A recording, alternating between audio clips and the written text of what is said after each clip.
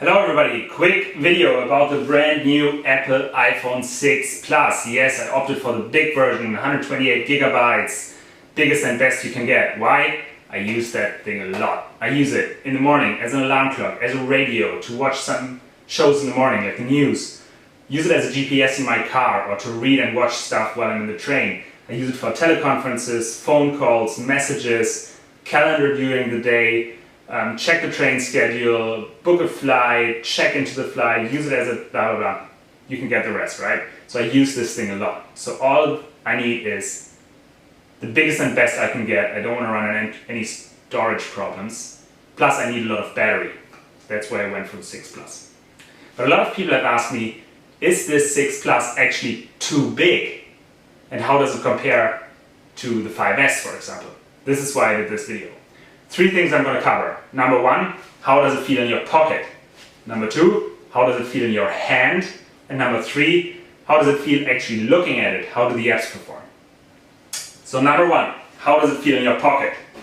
What I've had previously is the iPhone 5S. Feels kind of small right now.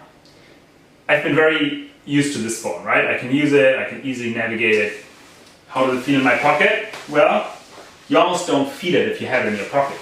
You don't see it, well you see it, but it's almost invisible. It doesn't obstruct your movement in any way. It's a very small and nice phone. Plus what you can do is to sort of secretly pull it out, check the time, check your messages, slide it back in. So now when I went to the 6 Plus, I thought, oh man, this is going to feel different in the pocket. I'm going to put it in my pocket, but actually, because it's so flat and so thin, you almost don't see it much more than the 5S. Plus, again, it doesn't obstruct your movement in any way. To be honest, I don't feel it in my pocket. Now with the big changes, you cannot just pull it out of your pocket and do a quick check and then slide it back in. You can do it, but it's not this secret little hidden thing anymore. Everybody's going to notice once you pull out that big thing out of your pockets. Plus the on button is on the side, so you actually, you cannot turn it on and off while pulling it out. You have to pull it all the way out, then move your finger to the side, turn it on, turn it off, slide it back in. First world problems, right? Next thing I briefly want to touch on is battery life. With the 5S, I mentioned all the things I do with it. I usually run out of battery at sometime after lunchtime. Between lunchtime and 3 o'clock, this thing is going to be dead. So either I have to charge it, but I don't want to run from wall to wall. So I got one of these Mophie cases. In this case, the Mophie Plus, I think it's called, Juice Pack Plus, adds a lot of bulge to the phone, but doubles the battery life. But this thing in the pocket, that is very thick. And this one you can actually feel and you can see it. In jeans, especially in skinny jeans, especially in, let's say, dress pants, when you're wearing a suit, for example. So actually going from this to this has been an improvement in my pocket, if you will. Second topic, how does it feel in your hand? Again, I've gotten very used to the 5S form factor. It's very easy to navigate. You can go with your finger from the on button to the top left, to the top right. You can reach all areas of the screen very, very easily. The 6 Plus, not so much. When you hold it like you would hold a 5S, you can not reach the top left anymore with your thumb. And actually when you're trying to do that, it feels kind of shaky in your hand. You're afraid to drop it. So I actually may have to put a case around this just because I'm so afraid I would drop it. So when you want to go from the home button to the top left, you sort of have to change your grip.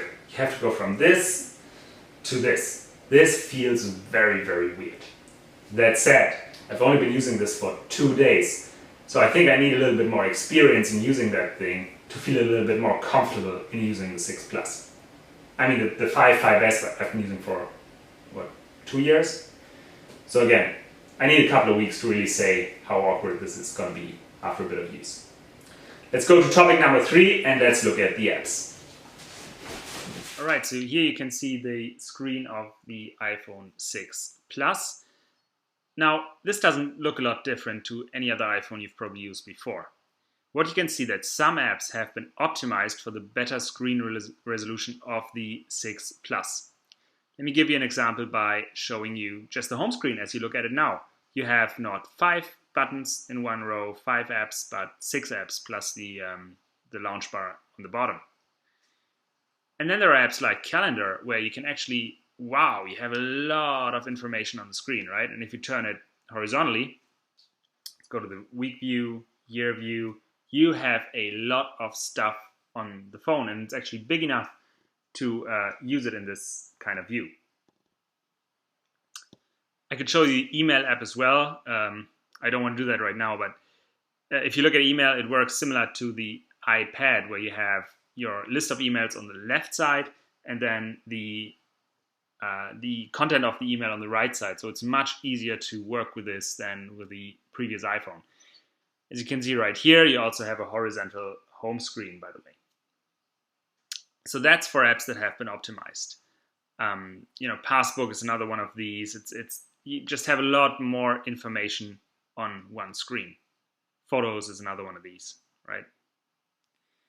Now, there are apps that have not been optimized for this new resolution. So let's go into Downcast, for example. That's my podcast manager of choice. And what you can see is everything is just bigger. What I would love to see is not just 6 podcasts listed here, but actually have the ability to see 10, for example. Same in the list of downloads here. Everything is bigger, but I don't actually have more information on the screen. Similar here with something like OmniFocus, all these apps that have not really been optimized for the new screen resolution, especially visible in the Facebook app, where everything is just bigger. I can only see one post at a time. I mean, the only reason that I want more screen resolution is to have more information on the screen. So this doesn't deliver it. Let's wait and see if the app developers actually modify their apps so you can see more stuff on the screen. Just briefly, I mean, you do have the ability to set the display zoom as standard or as zoomed. So what happens is when you set this to zoomed, everything is even bigger. That's not what I want, right? I want the standard view.